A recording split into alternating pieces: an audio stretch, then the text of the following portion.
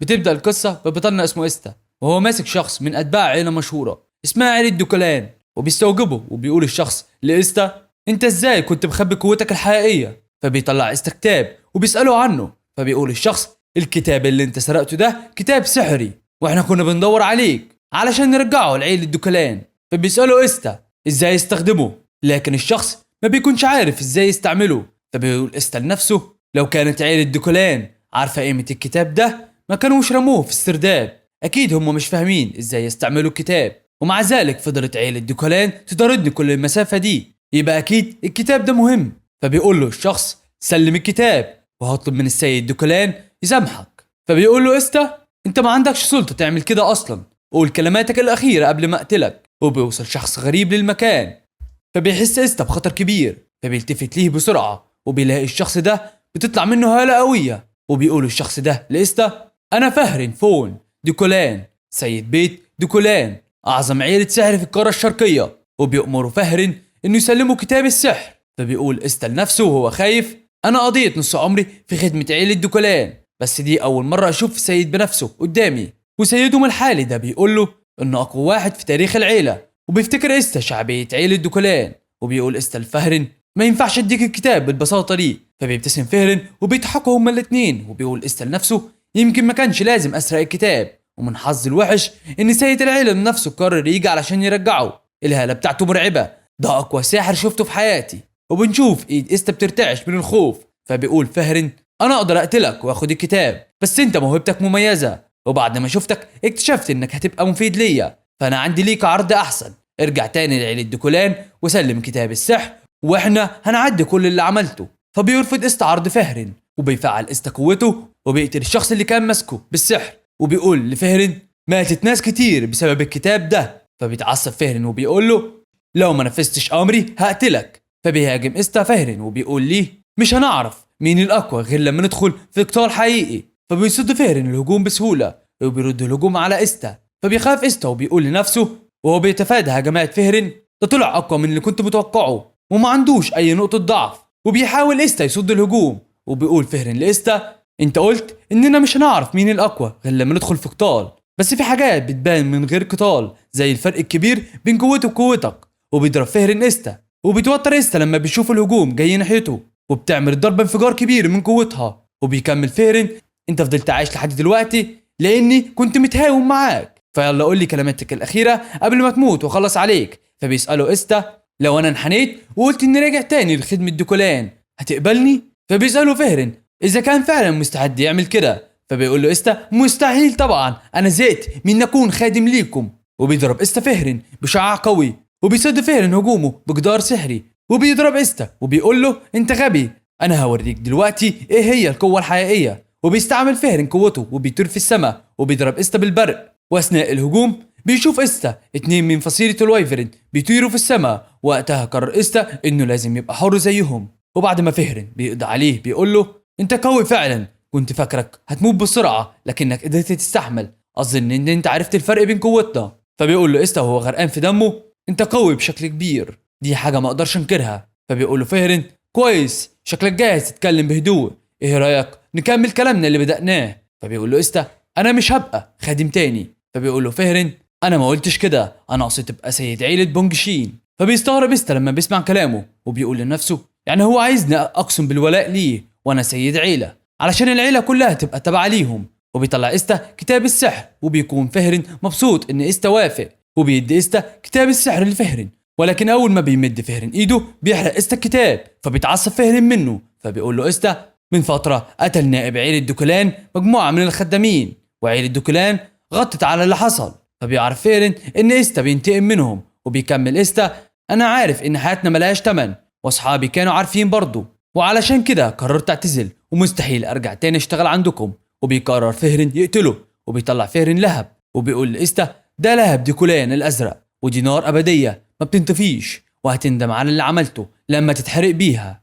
وبيقول إستا وهو بيتحرق باللهب الازرق: انا افضل الموت ولن نرجع لعيلة دوكولان، اخيرا حسيت بالحريه، صحيح اني مش هطلع من هنا حي، بس مش ندمان عن اللي حصل، ولو اتولدت من جديد هلاقي الحريه الحقيقيه وهنتقم من عيلة دوكولان. وبيكون إستا مبسوط بالرغم من انه بيتألم لكن فجأة اللهب بيختفي وكتاب سحر بينور وبيطلع منه تعويذة بتسيب علامة على صدر إستا. وفجأة بنشوف واحد شحات في مكان غريب، وبنشوف ولد بيشحت وبيسأل الولد نفسه أنا فين وإيه اللي حصل. وبيستكشف الطفل المكان وبيعرف إنه في مكان اسمه المنطقة السوداء والبيضاء. وبيقول الطفل لنفسه في حاجة غريبة بتحصل، كأني رجعت بالزمن، ده نفس المكان اللي كنت بتسول فيه قبل ما ابقى خادم لعيلة دوكولان. وبنعرف هنا ان الطفل ده هو بطلنا إستا، لكن رجع بالزمن لورا. وبيروح إستا لمكان فيه بحيرة وبيشوف انعكاسه في المية، وبيلاقي انه صغير في السن، وبيلاقي العلامة اللي على صدره لسه موجودة بالرغم من انه رجع بالزمن، بس العلامة فضلت زي ما هي. فبيقول إستا لنفسه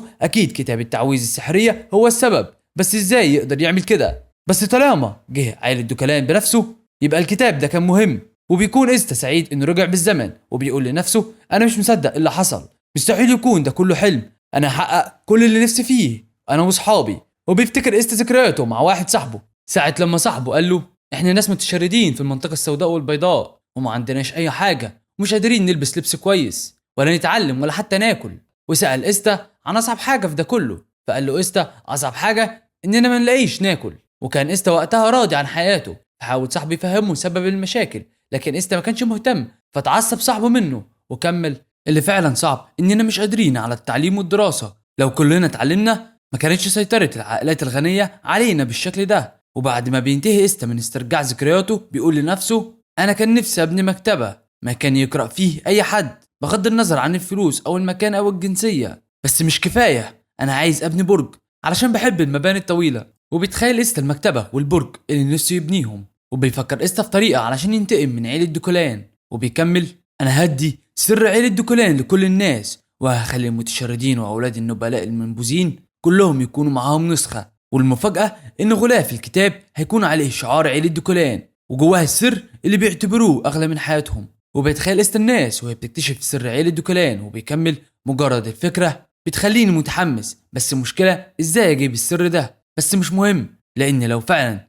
نشرت الدليل هنتقم منهم. وفجأة بيضرب حد إستا برجله وبينزل فيه ضرب، وبيقول لإستا يا حيوان انا كنت بدور عليك، انا قلت لك تقعد في مكانك وانت مستخبي هنا. وبيكون إستا مش عارف مين الشخص ده وليه بيهاجمه كده، فبيمسك رجله وبيستغرب الشخص انه بيصد الضربة. وبيقوم إستا علشان يدافع عن نفسه، ولكن اول ما بيضربه ايده بتتكسر، فبيكمل الشخص ده ضرب في إستا وبيقول له ازاي تضرب اخوك الكبير. وبنعرف هنا ان الشخص ده اخو إستا بالتبني، وبيكون إستا بيتألم واثناء الضرب بيتكعبل اخوه الكبير في حجر على الارض وبيقع في الميه، فبيستغل إستا الفرصه وبيهرب. فبيقوم اخوه الكبير وبيأمره يرجع تاني، لكن إستا ما بيرضاش وبيكون ناوي ينتقم منه. وبيوصل إستا لمكان آمن وبيشوف ايده المصابه، وفجأة بيقابل إستا ولد صغير وبيحاول يتعرف عليه، وبيلاحظ ان هدومه غاليه رغم انها متوسخه، وبيخمن انه من عيله غنيه وقع بسبب الصراع على السلطه. وبيقول له الولد انا اسمي داميان وام اسمها بيانكا. فبيتعصب إستا وبيحس ان داميان متخلف بسبب تصرفاته اللي مش طبيعيه،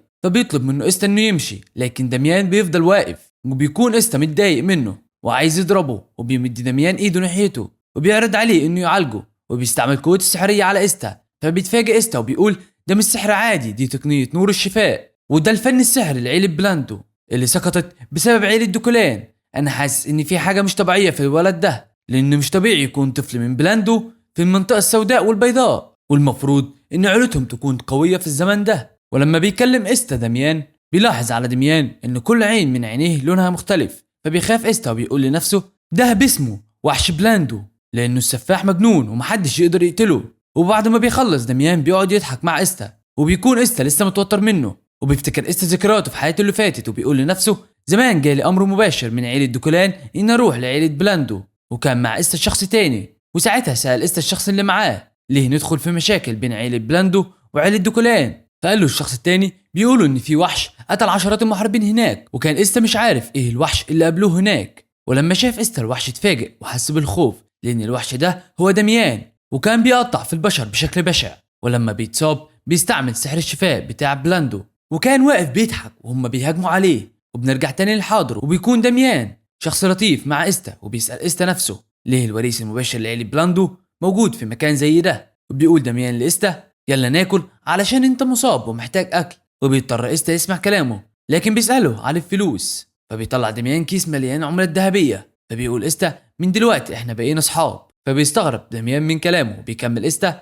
لما تبقى في صداقة يبقى لازم نشارك كل حاجة مع بعض، يلا نروح ناكل. وبنعرف هنا ان استا عايز يقرب من دميان علشان يستفيد منه، وبيروحوا هما الاتنين لفندق، وبياكل استا وبيستحمى كمان، وبيقرروا يباتوا هما الاتنين في الفندق. فبيقول دميان انا ما كنتش اعرف ان في بيت فوق مكان الاكل، انا طول عمري بنام في الشارع. فبيسألوا استا عن امه، لكن دميان بيقعد يدور عليها في المكان. فبيعرف استا ان دميان ذكاؤه محدود، وبيسأله استا من امتى وانت لوحدك؟ فبيقول دميان من ساعة ما هربت من العيلة وانا عايش في الشارع. فبيعرف استا انه هارب من عيلة بلاندو، فبيحاول يعرف استا منه هو هربان من عيلة بلاندو بقاله قد ايه، لكن ما بياخدش منه معلومة مفيدة. فبيتعصب استا وبيصرخ في المخدة وبيقول لنفسه التعامل مع دميان صعب. على العموم طول ما الولد ده معايا ممكن استغل الفرصة واقوي علاقتي بيه وابني شوية روابط مع عيلة بلاندو، لان بيوت النبلاء دايما مليانة كتب، وده هيفيدني في مواجهة ديكولان. وبيرتاح استا على السرير وبيفتكر مشكلة اخوه اللي كان بيضربه. بيطلب استا من دميان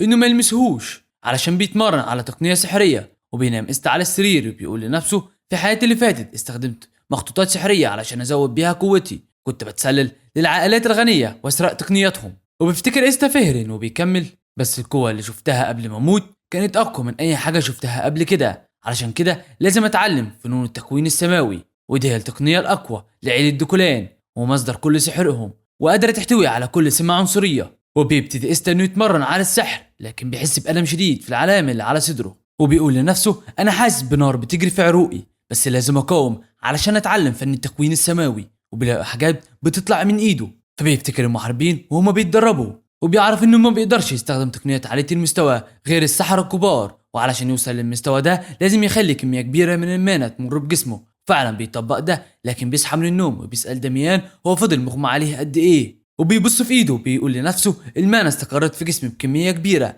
بس رغم كده هزيمة دوكولان لسه شبه مستحيلة. وتاني يوم بيغير استا شكل دميان علشان محدش يتعرف عليه من عيلته، وبيسأل دميان استا عن اللي ناويين يعملوه. وبنروح للأخ الأكبر لإستا، ولما بيصحى الصبح بيلاقي دميان وإستا قدامه، فبيقعد يزعق فيه، لكن إستا بيضربه في بطنه وبيقول إستا أنا هحاسبك على اللي أنت عملته. وبيسمع باقي الناس في المكان عن اللي حصل وبيروحوا علشان يساعدوا الأخ الأكبر، فبيضربهم إستا كلهم، وبتكون سرعته عالية وبيكون دميان معجب بقوته، وبيقع الأخ الأكبر قدام دميان فبيعالجوا دميان بالسحر. وبيمسك إستا الأخ الأكبر بعد ما بيخلص على المجموعة كلها وبيفضل يضرب فيه، وبيسأله كل شوية على عدد الضربات اللي خدها، وبيطلب دميان إنه يشارك معاه، فبيخاف الأخ الأكبر. وبالليل بيقف العمال كلهم قدام إستا وبيقول إستا لنفسه أنا فخور بنفسي، أنا ضربت أكتر من 100 ضربة لكل واحد، يعني فوق ال 2000 ضربة، ده كان تحدي جديد حتى بالنسبة لي لأني عملت كل حاجة تقريبا ما عدا القتال الحقيقي. فبيقول الأخ الأكبر لإستا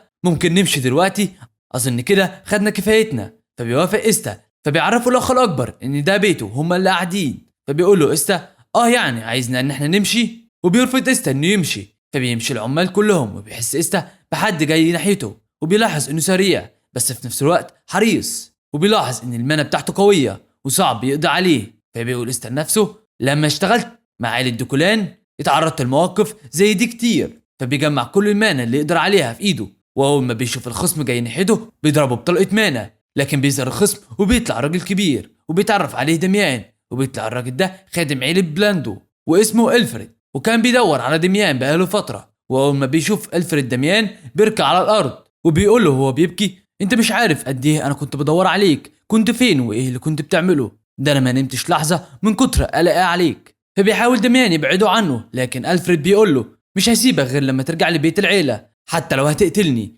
إزاي قدرت تهرب من العيلة يا دميان؟ وبيكون إستا شايف اللي بيحصل وبيشيل ألفريد دميان علشان يرجع بيه، وبيقول لإستا بعد ما بيتعرف عليه شكل دميان فعلا بيحبك، لو ما عندكش مانع إيه رأيك تنضم لعيلتنا؟ فبيفكر إستا في كلامه وبيقول لنفسه قاعدة العائلات الكبيرة الأولى إنهم يبعدوا عن الناس، فأنا مش هقدر أفهم هو بيفكر في إيه بالظبط، بس مش مهم، أنا كنت ناوي أعمل علاقة مع عائلة بلاندو. وبيكون قصر بلاندو على طريق المدينة، وفي هناك أكاديمية زينيون اللي بتكون أفضل الأكاديميات في الشرق. فبيقول إستا لنفسه أنا كنت ناوي أبني مكتبة، فزيارة قصر بلاندو مش فكرة وحشة. فبيوافق إستا على عرض ألفريد وبيستعد علشان يروح معاه، وبيقول لنفسه أنا بعدت شوية عن الطريق اللي كنت حاطه في دماغي بس مش مشكلة ده كويس برضو. وبيوصل إستا لقصر بلاندو وبيلاقي الخدم كلهم في استقباله، وبيقول ألفريد لدميان الوقت اتأخر النهاردة فاستريح شوية ولانسي هتساعدك وبيروح دميان مع لانسي، وبيمشي ألفريد في القصر لحد ما بيوصل لمكتب، وبيدخلوا وبيقول للست اللي في المكتب دميان كان في المنطقة البيضاء والسوداء وأنا رجعت حالا بعد ما جبته من هناك. فبتتعصب الست وبتفعل سحرها وبتقول لألفريد لو حصل حاجة لابني أنا هقتلك. وبتكون الست دي هي رئيسة العيلة وأم دميان. فبيقول ألفريد ممكن تهدي وتسمعي كلامي؟ وبتهدى فعلا رئيسة العيلة بعد ما ألفريد بيطمنها. وبيقول ألفريد لنفسه بتفقد رئيسة العيلة السيطرة تماما لما بتتعصب، خصوصا لما يكون الموضوع ليه علاقة بابنها. كويس ان اللي حصل وقف لحد كده، لان مفيش حد يتحمل غضب رئيسة عيلة براندو اللي كان زمان بيسموها بساحرة الدم. وبتشكر رئيسة العيلة ألفريد لانه رجع دميان بالسلامة. فبيقول لها ألفريد في حاجة مهمة لازم اقولك عليها، الشخص اللي كان مع دميان اسمه إستا، طلع شخص مش عادي، ده كان حاسس بوجودي لما كنت هناك قبل حتى ما اظهر، وكان مجهز لهجوم مضاد، ولما تواجهنا ضربني بطلقة مانا. فبتقول رئيسة العيلة دي موهبة مميزة فعلا، ازاي ولد بالقدرة دي وجاي من المنطقة السوداء والبيضاء؟ فبيقترح عليها ألفريد فكرة، وبيروح ألفريد لإستا وبيطلب منه ياخد وظيفته بعد ما يموت ويبقى خادم عيلة براندو. وبيقول ألفريد لإستا انت تقدر تبقى خادم في عيلة كبيرة، ودي فرصة كبيرة لمتشرد زيك جاي من منطقة فقيرة علشان ياخد دخل عالي. لكن إستا بيرفض العرض، فبيتفاجئ ألفريد من رفضه وبيظهر دميان، فبيمسكوا إستا علشان ما يقولش أي كلام. وبيقول إستا لألفريد أنا ممتن فعلا إني أكون خليفة رئيس الخدم، بس الصراحة أنا مش مرتاح كده ومش عايز أتغير. فبيقول ألفريد لنفسه أكيد رفض إستا العرض بسبب إنه مغرور، لأن ده ولد من منطقة فقيرة مش معاه لا مال ولا مكانة اجتماعية، بس موهبته الطبيعية في السحر خلته يتفوق لوحده. وأنا فاهم ده كويس لأن أنا كمان كنت من عيلة عادية وتصرفت بغرور زمان وما كنتش عارف حدودي. فبيقول ألفريد لإستا دلوقتي أكيد أنت حاسس إنك تقدر تعمل أي حاجة وحاطط الدنيا كلها تحت رجليك، لكن الموضوع مش بالبساطة دي لأنك مش شايف المخاطر اللي مستنياك بره. فبيقول له إستا أنت فاهم الموضوع غلط. فبيتعصب ألفريد وبيدب رجله في الأرض وبيقول لإستا أنت اللي مش فاهم حاجة، وعلشان كده أنا هعلمك بنفسي قد إيه العالم ده كبير وواسع وقد إيه هو مرعب ومليان تحديات. وبياخد ألفريد إستا لمكان في القصر، وبيكون المكان فيه كل الخدم اللي في القصر، فبيقفوا كلهم في طوابير احتراما لألفريد وبيدوا له التحية. وبيقول ألفريد لإستا كل الخدم دول زيك وفي نفس سنك وقدروا يثبتوا نفسهم بجدارة قدام عيلة براندو، وأنا متأكد إنك حاسس دلوقتي بقوتهم. فبيقول له إستا هم فعلا أقوياء وهالتهم مالية المكان كله. وبيحس ألفريد إنه هيوافق، لكن إستا لسه مصمم على الرفض. وبيحاول ألفريد يقنعه وبيقول له لو بقيت خليفتي هتقدر تنجح زي الشباب دول، وانت عندك موهبة تخليك تتفوق عليهم كلهم. بس إستا بيرفض لأنه مش عايز يبقى زيهم. فبيرفع واحد من الخدم إيده وبيطلب الإذن علشان يتكلم، والخادم ده هو ريستار. وبيقول ريستار لألفريد لو إستا كان فعلا حاسس بقيمة الفرصة اللي في إيده ما كانش رفضها، فشكله لسه مش فاهم الصورة الكاملة. لو تسمح لي أنا عايز أديله فكرة يمكن ساعتها يستوعب. فبيقول ألفريد معنى كلامك إنك عايزه في مبارزة؟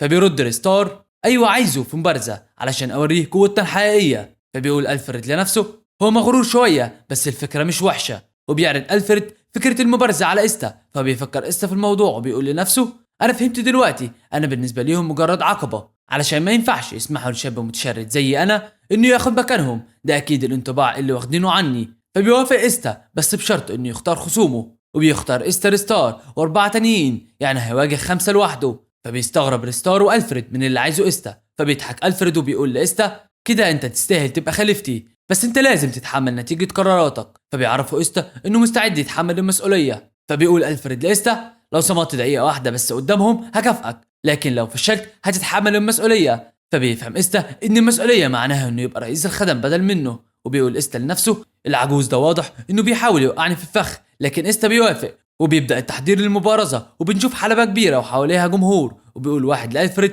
التحدي ده خطير. فبيقول ألفريد الموضوع ده مهم، لازم نكسر غرور إستا علشان ينفذ أوامرنا. فبيقول الشخص لنفسه وهو خايف الراجل فعلا اتجنن، لو دميان عرف إن اتأذى ضيفه هتكون نهايتي كمدرب.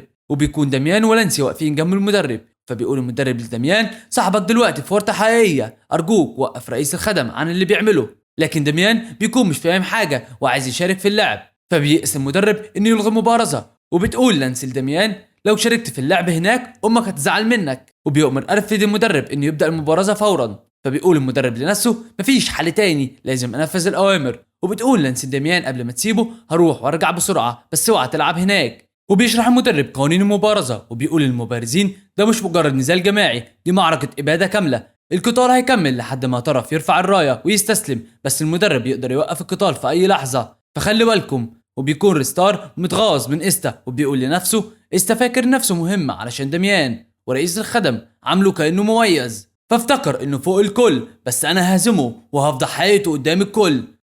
واول ما بتبدا المباراه بيضرب استر ستار بطلقه مانا في بطنه وبيضرب باقي الفريق، وبيكون الفريد وباقي الطلبه منبهرين من قوته. بيقول الفريد لنفسه ده قدر يستعمل طلقه المانا اقوى من اللي استعملها ضدي، لو انا كنت اتصبت بطلقه المانا في اول مره قابلته فيها كان زماني ميت. استا طلع فعلا موهوب وبيقدر يتحكم في المانا بشكل ممتاز، وعلشان كده قدر يقضي على الفريق كله. واثناء المبارزه بينده حد على الفريد فبيخاف الفريد، ولما بيلتفت وراه بيلاقي الشخصيه دي هي رئيسه عيله بلاندو واسمها بيانكا. فبيقول المدرب رينبت لبيانكا كويس انك جيتي علشان توقف المبارزه. وبتسال بيانكا الفريد ايه اللي بيحصل هنا، فبيقول لها الفريد كنا بنعمل اختبار بسيط. فبتستغرب بيانكا لما بتشوف استا قضى على كل الفريق، فبتأمرهم بيانكا انهم يرجعوا لاوضتهم. وبيحاول المدرب رينبت يوضح اللي حصل لبيانكا، فبتقول له بيانكا انت مطرود. فبيتصدم المدرب رينبت من اللي عملته بيانكا. وبالليل بتتجمع بيانكا مع الفريد وبتقول له انا عارفه انك كنت بتحاول تقنع استا انه يمسك رئيس الخدم بعد موتك،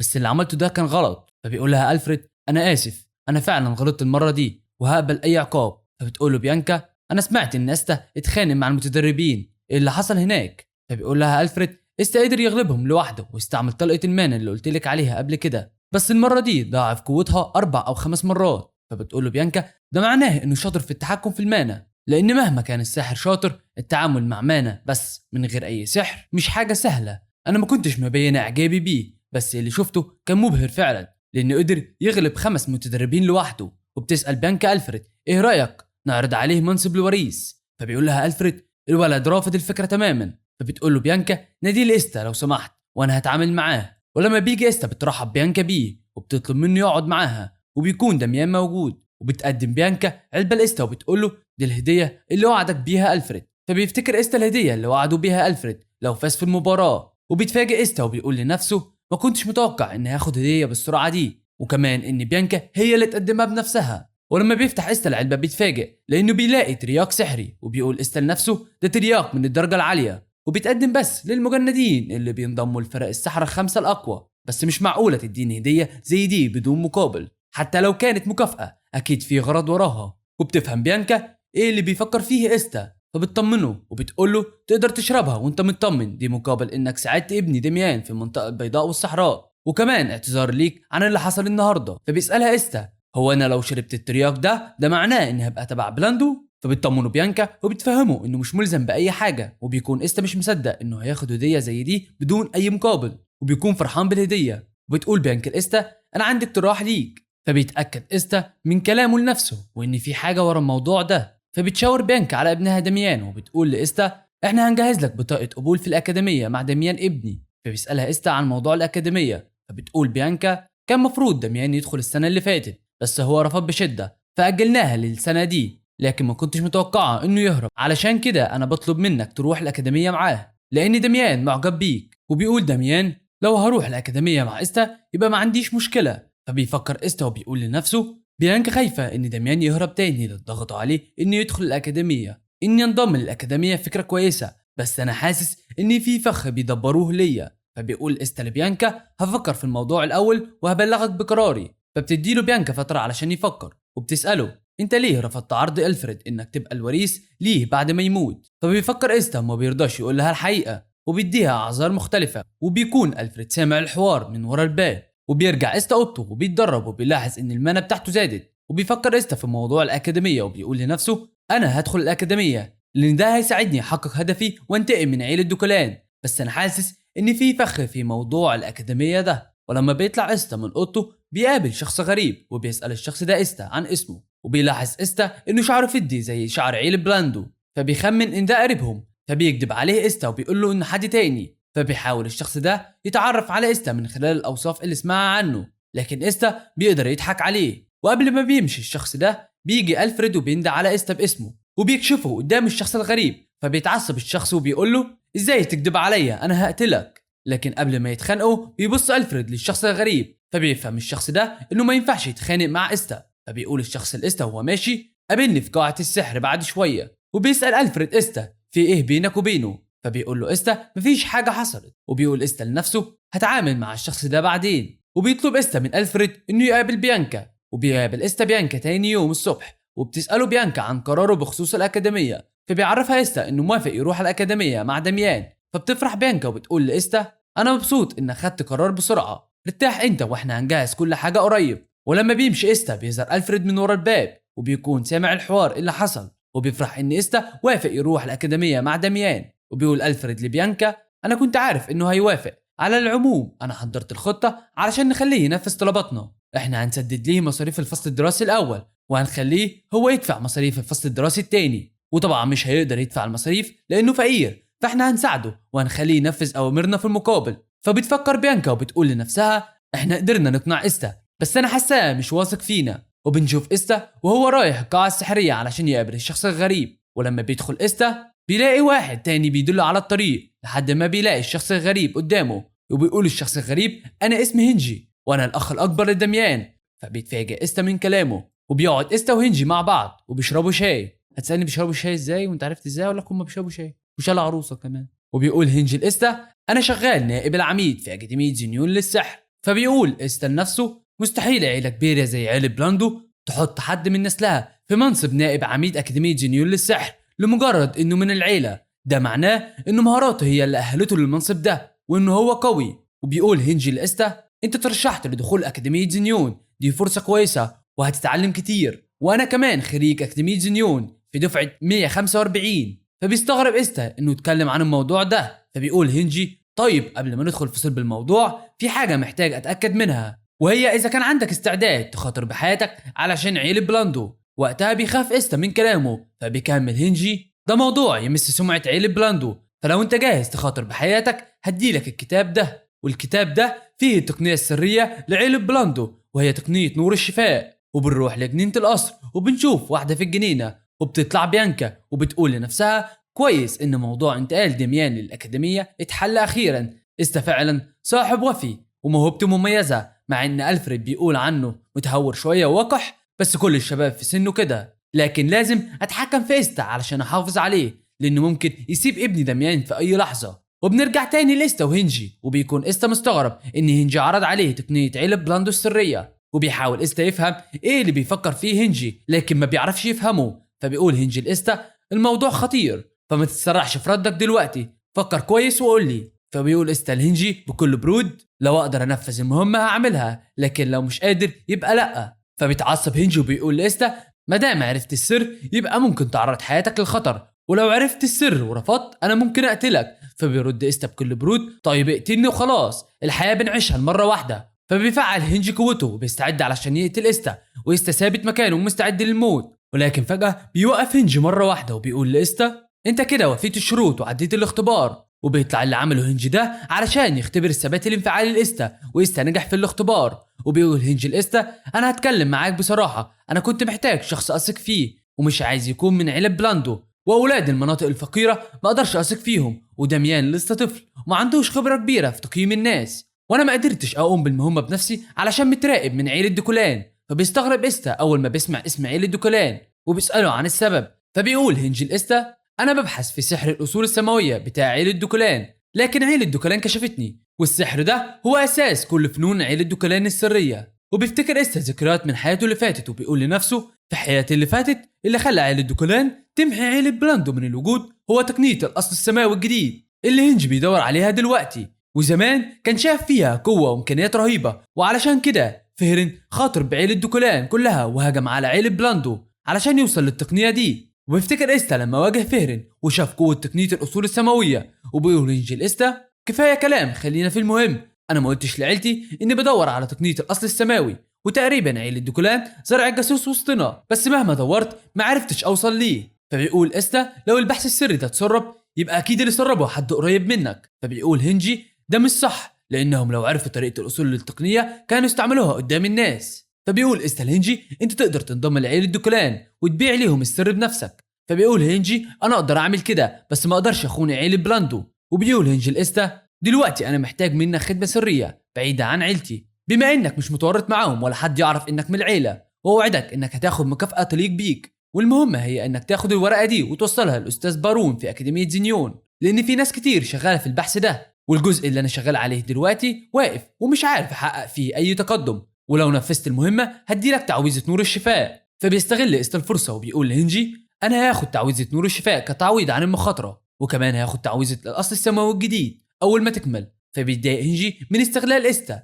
فبيقول إستا لهنجي لو ما وافقتش مش هنفذ المهمة وانت اللي محتاجني. فبيقول هنجي لإستا انا موافق، بس تعويذة الاصل السماوي مش هتفيدك دلوقتي لانك ما اتدربتش عليها، لكن اوعدك اني هسلمها لك كاملة بعد المهمة، بس انا ليا شرط برضه وهو انك تساعدني علشان اكمل البحث ده. فبيوافق إستا على كلامه وبيتفقوا هما الاتنين. فبيسأل إستا هنجي عن شخصية بارون اللي هيسلمه الجواب. فبيقول هنجي لإستا من ايام الاكاديمية لحد ما بقيت استاذ مساعد كنت انا وصاحبي ده دايما بنتنافس على المركز الاول والتاني، بس للاسف المنافسه بينه وبينه خلصت لما رجعت لعيلة بلاندو. فبيقول إستا لنفسه فعلا دي هتكون نهايه العالم لو في مجنون تاني زيه في الاكاديميه. وبيأمر هنجي إستا انه يحط الجواب في شنطه مليانه كتب، ولما بيفتح إستا الشنطه بيلاقي كتب كتير وبينهم جواب تاني من هنجي، ولما بيفتح الجواب بيلاقي هنجي كاتب فيه انه يذاكر كل الكتب دي علشان يطور مهاراته في السحر. فبيقول إستا لنفسه هنجي طلع انه اختار وجهز لك كتب السحر اللي لازم اتقنها للمستقبل.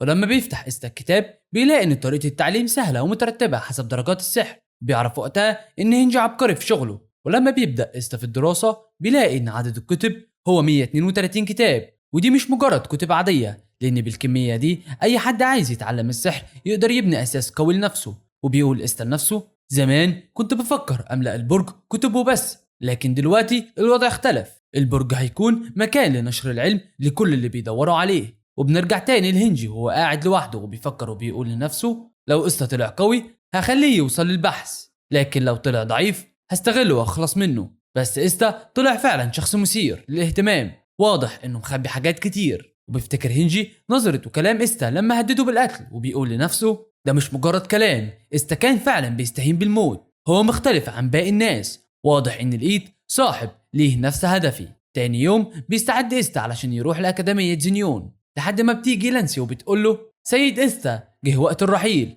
وفي الطريق بتشرح لانسي لإستا الإجراءات اللي هيعملوها في الأكاديمية، وبتقول له أول ما توصل للأكاديمية هتقدموا شوية أوراق بسيطة، وبالمناسبة أنت ودميان معفيين من امتحان القبول يعني مش هتمتحنوا، وده معناه إنكم بقيتم رسميا طلاب في الأكاديمية. وبيقول إستا نفسه طبيعي في العائلات النبيلة إنهم ياخدوا إعفاء من امتحان القبول، وبتكون بيانكا وابنها دميان مستنيين جنب العربية اللي هتوصلهم. وبتنبه بيانكا إستا إنه ياخد باله من دميان. وفي الطريق بيقرأ إستا كتاب هنجي وبيقول لنفسه زي ما توقعت هنجي كان ساحر استثنائي، أساسيات السحر سهلة لكن تفسيرها بيختلف بشكل كبير. منهج هنجي بيشرح وبيركز على مبدأ ديكولان السماوي. ولما بيوصلوا للأكاديمية زينيون بتقف العربية عند البوابة وبتقول لانسي إستا ودميان حسب تعليمات المدير المؤسس لازم أي حد مهما كانت مقامته يدخل وهو ماشي على رجليه وقت القبول، وفي المكان ده أنا هضطر أمشي، بتمنى ليكم التوفيق. وبتمشي لانسي وبيمسك دميان ايد إستا وبيقول له لانسي قالت لو اتأخرنا ممكن ما نلاقيش مكان نقعد فيه، وبيشد دميان إستا علشان يروحوا للمدرجات. وبيقول إستا لنفسه ايه الهبل ده، الكلام ده مش صحيح، ممكن تكون دي كدبة من لانسي علشان دميان ما يتأخرش. ولما بيوصلوا أماكن المدرجات بيلاقوا ناس كتير وبيكون دميان منتفع جدا. فبيقول إستا نفسه هو دميان ليه متحمس كده، معقولة ده نفس الشخص اللي كان مش عايز يجي الأكاديمية؟ وبيخبط دميان في شخص عملاق بالغلط، فبيعتذر له دميان عن اللي حصل، لكن الشخص بيوقفه وبيقول لدميان انت وسخت هدومي. فبيعتذر دميان وبيحاول ينظفها، لكن الشخص بيتعصب وبيضربه، فبيصد إستا الضربة وبيطلب منه انه ما يعملش مشاكل. فبيقول له الشخص اذا تتقرأ تمسك ايدي انا هخليك تندم على اللي عملته. فبيلاحظ الطلبة ان في خناقة هتحصل وبيتراهنوا على مين اللي هيفوز، ومعظمهم بيراهنوا على الشخص العملاق لانه وريث عيلة دولامبي واسمه هو إكسترا. وبيزعق واحد من الطلبة وبيقول للباقي يحموا نفسهم من خطر الخناقة، وبيستعمل الطلبة جدار سحري علشان يحموا نفسهم، وبيحاوط إكسترا وإستا، وبيتريق إكسترا على إستا لأنه من عيلة عادية على عكس إكسترا اللي من عيلة كبيرة، وبيسمح إكسترا لإستا إنه هو اللي يضرب الضربة الأولى، لكن إستا بيتريق عليه وبيقول شكلك خايف تبدأ المعركة. فبيتعصب إكسترا وبيضرب إستا، لكن إستا بيتفادى الضربة وبيضرب إكسترا في وشه.